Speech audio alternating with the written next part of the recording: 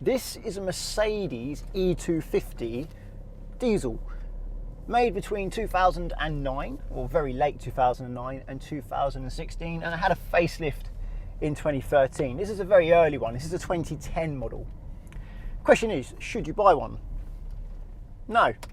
Well, I'll explain why. Now you see there are some fundamental flaws with this car. One, it's the manual, and it's the avant-garde version, which is supposed to be slightly more sporty, but look at it. It's a very big, long, heavy car.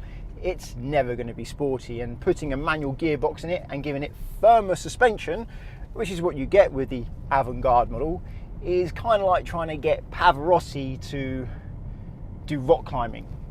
It's not his best talent. Now normally I'll relish at a manual. I like changing gear and getting the rev matching just right manually, but in this car, this is a relaxing car to drive. It's long and heavy with a diesel engine that doesn't rev, and there really is no enjoyment in changing gear for me. It's just extra work. Also, it's a Mercedes manual, and they don't make very good manuals. It has quite a long throw. It's very notchy, especially when cold, and although the clutch bite point is fairly easy to use, if you can get there without being thrown off, because the clutch is very springy. When you bring the clutch up to the bite point, as you get near the bite point, suddenly the pedal gets some extra spring into it. It's very noticeable, the bite point, so it's easy to hear it and use it if you're not used to the car, but you've got to have a good leg to keep your foot steady and not be thrown off the clutch. So as you can probably tell, I'm talking about the bad points of the car, which is what I normally do to begin with, and then I like to go on to the good points a bit later. So, any other bad points about this car? The handbrake. I'm just going to pull up actually and show you what I mean. It's a foot handbrake, which is absolutely stupid because you've got to lift your foot quite high to get to it. And it's really hard. You have to press it really hard. It makes you not ever wanting to use that handbrake. Luckily, it's the type of foot handbrake that you don't have to press the pedal again to get it to come off, because you kind of need the clutch to get going. So at least in a Mercedes, they normally put a release for the handbrake down here with your hand. So when I want to go, pull that, my foot's already on the clutch and I can go. The steering's a bit challenging too. Some cars you get in it and you don't really have to think about much where you're going. It's quite easy just to look where you want to go, and it's almost like the car just does what you're thinking. In this, no, you kind of turn the wheel, nothing really happens. In fact, I'm turning the wheel quite a bit there, and it's only really starting to go around this bend now. I can do this and nothing happens, and I think it's by design. It's to make the car more relaxing. You don't want a car where you turn the wheel a little bit and the car darts off if you want a relaxing drive. Personally, I don't like this setup. I like the steering to be quite sharp, precise, and urgent is probably the wrong word, but it turns the moment you start turning the wheel. I like that. And they've decided to put the indicators a little bit lower than normal, which takes some getting used to. There's certain things you should change in a car. You should change how it looks. You can change how the stereo works. But you shouldn't change like where the indicators are, higher or lower, on the left or the right. Keep them in the same place, because when you get in the car and you're not used to it, it's a pain in the bum thinking there, and you press the cruise control instead of the indicator, which is really quite frustrating. And the indicator stick also incorporates the windscreen wipers. Luckily this has auto wipers, so I just switch it on auto and don't have to worry about it. But I guarantee if it didn't, I'll be going for the indicator thinking, oh, well, not the indicator, sorry, the wipers, thinking, where are they? They're actually down here. That's not something you want to change. Along with the handbrake, I think manufacturers should just have a standard for these things, stick to it so everyone knows where they stand. Another point about the steering as well, one I forgot to mention, the wheel isn't in the middle. I don't know if you can see it on camera, but for me, the middle, I'll just get around this bend first so I can point, is there. But the actual middle is here. So the middle for me is a bit more to the right. So the steering wheel is off to the left, which gives you, it's a bit of a cliche to say this, but you do feel a little bit twisted. It doesn't quite feel right sitting here with the wheel a bit more to the left than it should be. And the final fault for this car is its suspension. It's very firm, and that's because it's the sportier avant-garde model, which just means a little bit less comfortable. which is why I definitely wouldn't buy this. Would I buy one of these cars in a different trim? Maybe. I might get the Elegance with more comfortable suspension and an automatic gearbox, but if I'm honest with you, I'll probably go for a 5 Series over this. But let's move on to the good points about this car, because there are some. It is amazingly comfortable, not in terms of its ride. Its ride is pretty horrific. I'm quite surprised that an E-Class can ride as bumpy as this. When I first got it, I thought, someone lowered it. Looked outside, thought, looks about the right height, looked at the suspension, looks all original and untampered. It's just how it is. It rides very firm. But the seats are amazingly comfortable. They're really nice leather, really soft, very supportive.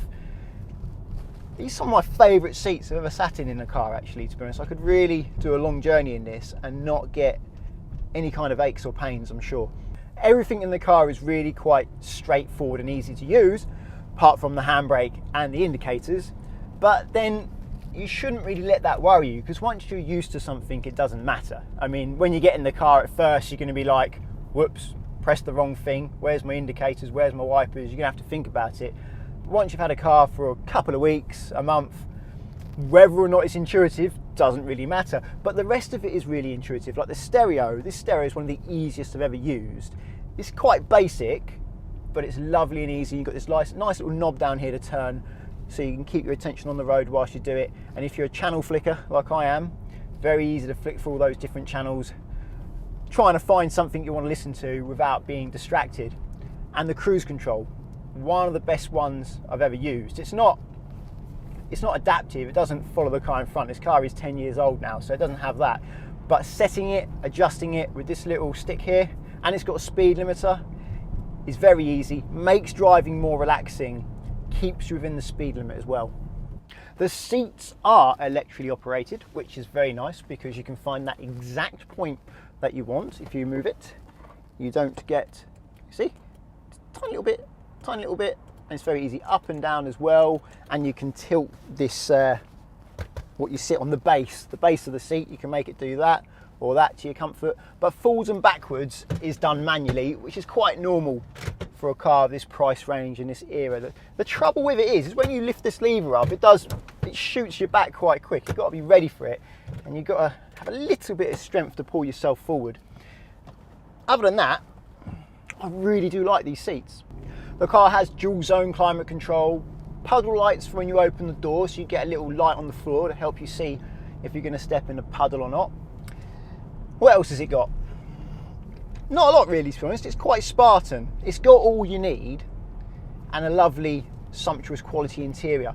It's aged amazingly. It's got 86,000 miles on it, yet if you look at the interior, it does look new. The leather has worn very well. I would not be unhappy with this car if it had 20,000 miles on it, let alone over 80.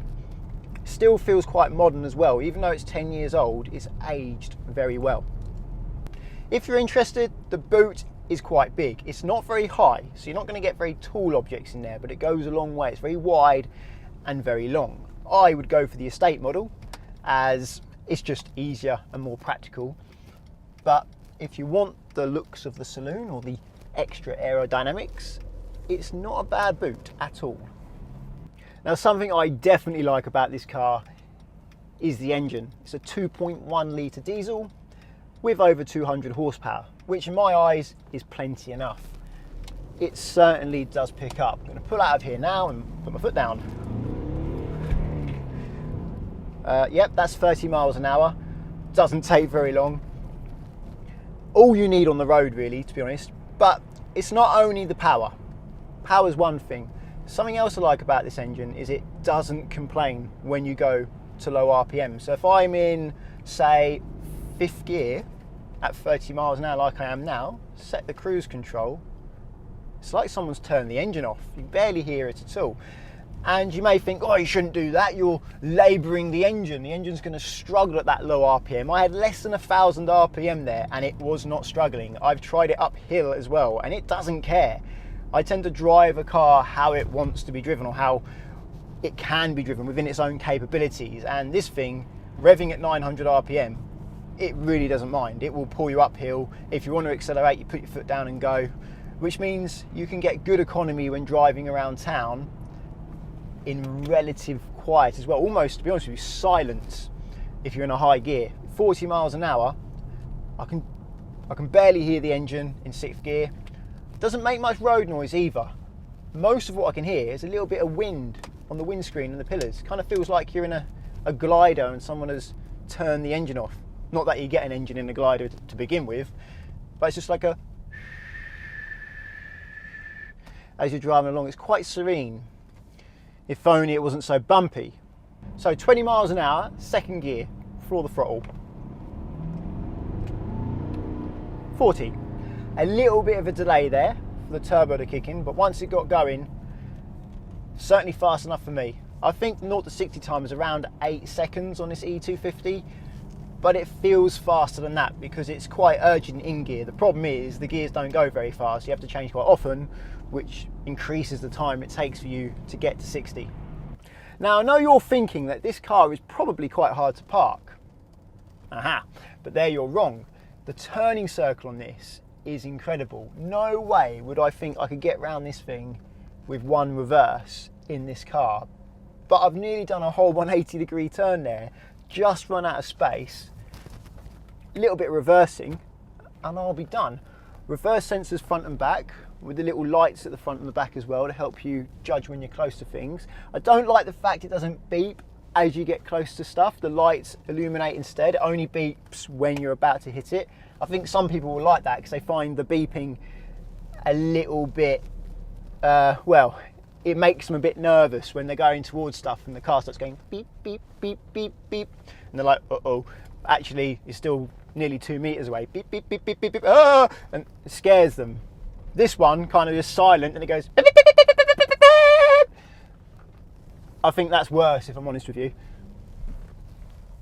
I actually find the beeps, what am I doing? Turning around here permanently. I don't know where I've gone. I'm going to some cul-de-sac somewhere to try and improve its manoeuvrability, and I'm trying to find my way out. But I'm very used to parking sensors now, and I actually find the beeps reassuring. When I'm reversing and I hear it go beep, beep, I'm like, aha, it knows something's there, good. I can't really see it, so luckily the car can. If it's silent, I'm like, anything there? The lights do help. I think the sound's better. Now we should look around a little bit more so you can see what's coming. Now I'm leaving the best to last, and that's the brakes. These are probably some of the best brakes I've ever used, shy of a Porsche 911. They're so instant and they're so communicative. You press the pedal and straight away they're there. There's not much dead zone, and it's very easy to make it firmer, to brake more, to brake less, without over braking or under braking. They're very intuitive and I really like them for that. It's completely opposite to the steering. You've got this sort of very vague, I'll turn right, I'll go right soon, maybe a bit later, and left. Should I go left now, sir? Maybe I will. And then you've got the brakes, which are like, okay, I'll slow down more, I'll slow down less, I'll slow down more. Do whatever you want, sir, I will do it for you. I like these brakes. So, I said at the beginning of the video, should you buy a Mercedes E350, the W212 model, which is called, and I think probably not, because there are better cars out there, but it might suit you. Doesn't suit me. If you want a car that is quite fast and powerful, a little bit uncomfortable, you want to change gear yourself, it's easy to park, plenty of space, lovely interior. Actually, there's quite a lot going for it, isn't there really? But I do think a 5 Series is better. If you like the video, give me a like and subscribe to get my future videos. Until the next one, cheerio.